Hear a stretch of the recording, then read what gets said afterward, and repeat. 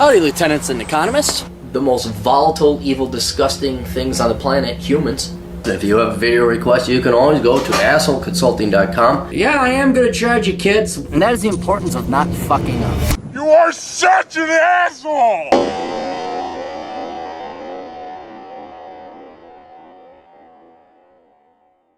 assholeconsulting.com. Normally I say America's older brother and the world's only professional asshole, but today we go overseas to China, where I will not only be the world's only professional asshole, but also be the world's older brother. Hello, Aaron. My name is, I'll keep you anonymous because it's a very interesting, unique name. I'm 20 and I'm from China. My high school qualifications were A-levels, the British equivalent of SAT and advanced placement in maths, chemistry, geography, and sociology. Therefore, my only choice is to go to somewhere like the UK and Hong Kong, where English is the predominant language for higher education. I was going to apply for economics or sociology, but after having talked to some graduates myself and watched some of your videos, I changed my mind and applied to computer science and chemical engineering and said, outstanding.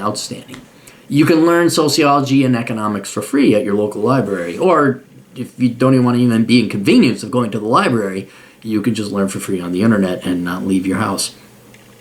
Actually, you could put it all onto headphones and then just do other cool shit and learn even more about economics that way than if you had to pay.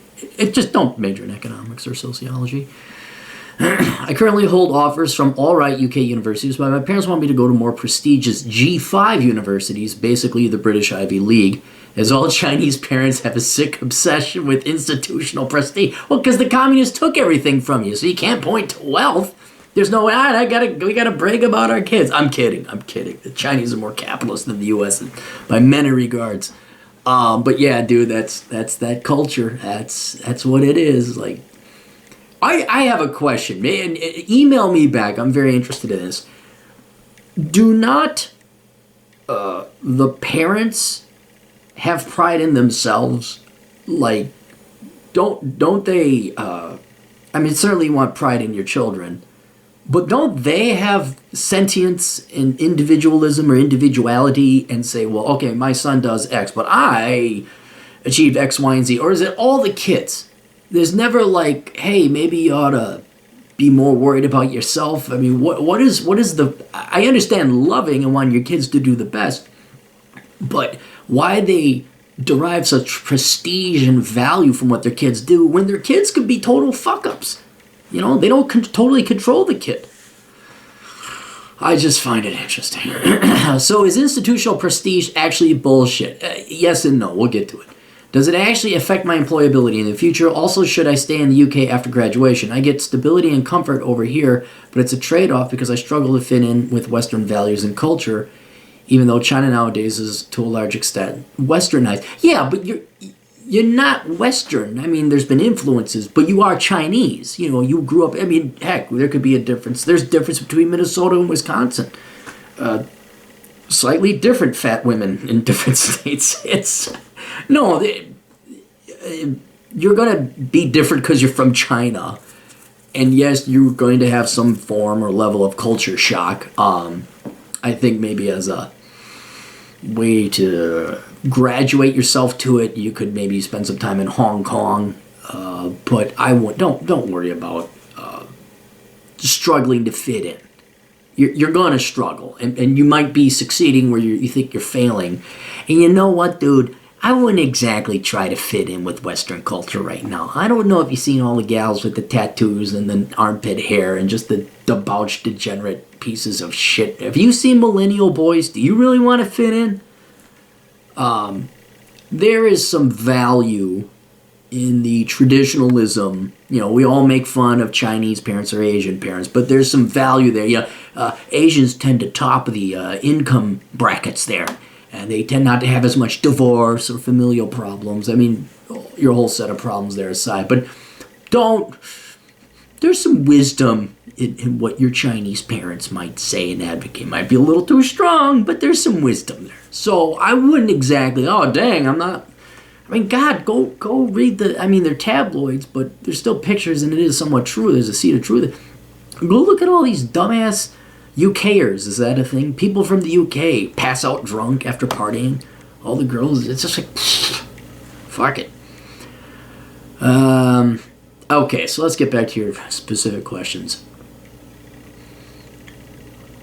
I asked you a couple questions. I say, well, do you have to pay for your education, or does it matter? Do you have it bought and paid for? You say you have it bought and paid for. I said, at the prestigious universities you got accepted to, do they offer those programs, computer science and chemical engineering? And you said yes to both. So you don't have to pay for it, and they do offer legitimate programs. So to answer your operational question, it's very simple. Yes, go to the higher ranked schools.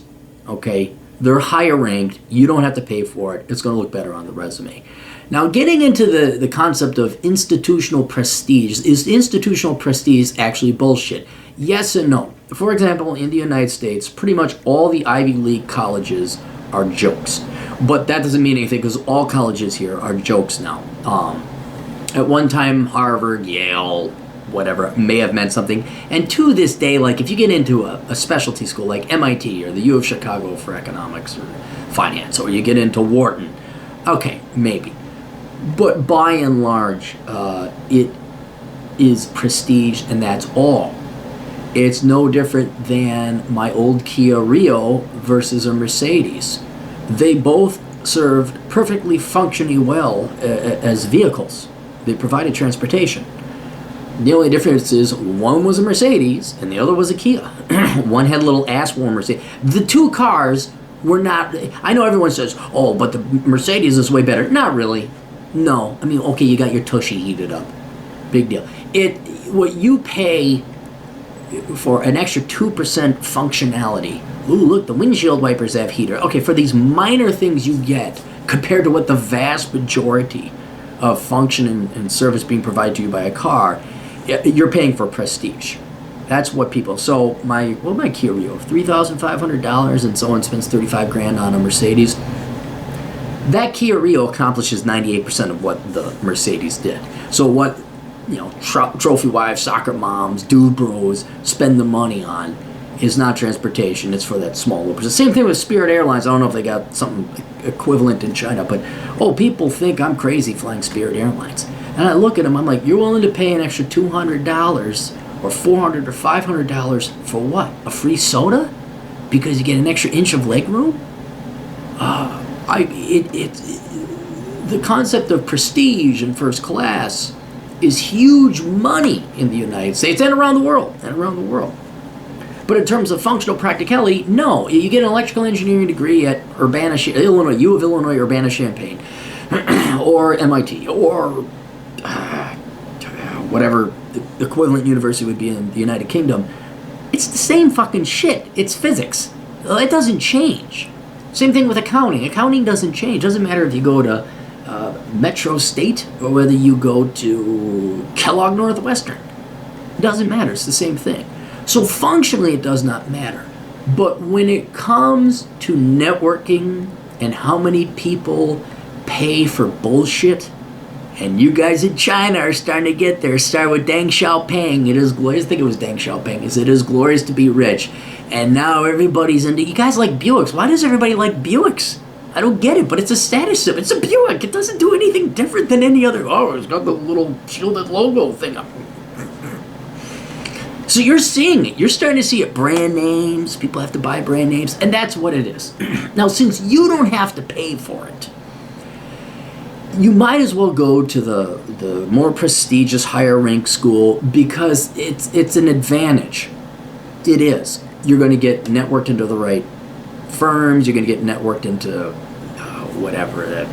Downing Street. This is where the rich and the powerful and the elite, and more so their kids, hobnob and make connections.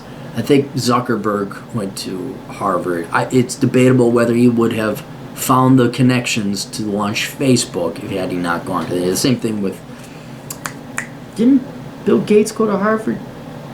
What I'm saying is there's no disadvantage to having this prestige. There's no disadvantage to having it there. And there actually is an advantage, sad of a statement and a commentary that might be upon society that, oh, you went to Harvard? Well, that's better than that school. And it's like, no, it isn't. You guys just suck more dick here. And you come from rich parents. But detestable and disgusting as that is, it is an advantage. So my two main concern is that you'd go to this elite school and they wouldn't have the program you were looking into. And then you'd be up shit creek because, maybe your parents aren't well off, all right? Then you're the classical Asian kid got in because of, I don't know, good scores, effort. Oh, fabulous. Oh, no, he'll be British. Oh, my good heavens, who are those people? Those are the Boxer Rebellion. Oh, Daddy. Daddy, yes, Daddy. I'll be up in Shire. Yes. Oh, no, just a Bentley this time, thank you. Yes, I am a rude cunt, aren't I? All right, so those are the people you're going to be going to school with. But just, you're going to get the same degree. It's going to have the same level of employability plus name recognition. So it's like, do you want a free Kia Rio or do you want a free Mercedes? Do you want a flight on Spirit Airlines or do you want a flight on a luxury airline, first class? And since you're not paying for it, I absolutely would do it. But keep in mind, yes, deep down inside, prestige is bullshit. It's bullshit. But that's what people pay for, man. That's what people pay for. And I bet in your lifetime, 20 years, what is it? It's 2018, so it's 1998. Yeah, China, you definitely, in your lifetime, I bet you when you were growing up, you didn't have quite the luxuries you did when you were younger. I mean, everybody could say that, but there's been a drastic increase. I mean, brand name jeans, you probably didn't have that, but now you probably do. So you see how much the economy, especially in large maturing economies, how much prestigious bullshit people pay for. Does it actually affect my employability in the future? Over the long haul, I'd say no, but in the meantime, just take every advantage you can get. It's going to affect your employability if you go to these high prestigious schools positively, because then people are like, oh. Because here's the thing, it opens up a whole market you couldn't apply to anyway, or beforehand. If you got a degree from not even a shit school, an average school, there are plenty of pompous, arrogant, dipshit companies that will not even consider you. Or they'll give you heavier weighting, higher value, and put your resume, your CV at the top because you went to a prestigious school. It's stupid, it's dumb, I know. You learn the exact same shit. But that's how it works. People aren't that bright. Ironically, the people who go to the best schools aren't that bright. Also, should I stay in the UK after graduation? Well, wait till you graduate. I mean, I can't answer that. That's 4 years from now or 2 years from now, however far away from now. Wherever you want. I mean, if you got a great job offer back in China, go to China. You got a great job offer in the United Kingdom, stay in the United Kingdom. You may find out you hate the United Kingdom. You may find out you love the United Kingdom. You may say, well, I don't like the United Kingdom, but boy, for a boat ride over to Ireland, those guys know how to drink. So don't make any policy decisions now. Wait until that time comes, and you'll. I can't even tell you. I wouldn't even be able to tell you 3 months from your graduation date where you should go because it's going to depend on what job offer you get. Give the United Kingdom a chance. Travel around. Enjoy Europe. Hop on the boat or what is it? The Holland Tunnel. Go underneath the tunnel. Check out Europe. While you're there. But don't. Wherever they pay you, man. Wherever they pay you the most. That's what I would be doing. You struggle to fit in with Western values and cultures, even though China did it. Yeah, here's what I want you to do. Realize, at your age, Westerners are dumb. Not to say Chinese people aren't dumb either. Everybody's dumb at that age, but Westerners are really dumb at that age. Okay? You're going to go to the United Kingdom. There's going to be hooliganism and drinking and booze and partying and woo girls or whatever they call them over in the United Kingdom. They're going to try and shove diversity and communism up your ass, and you coming from a communist country might be able to speak to it a little bit more clearly. Excuse me.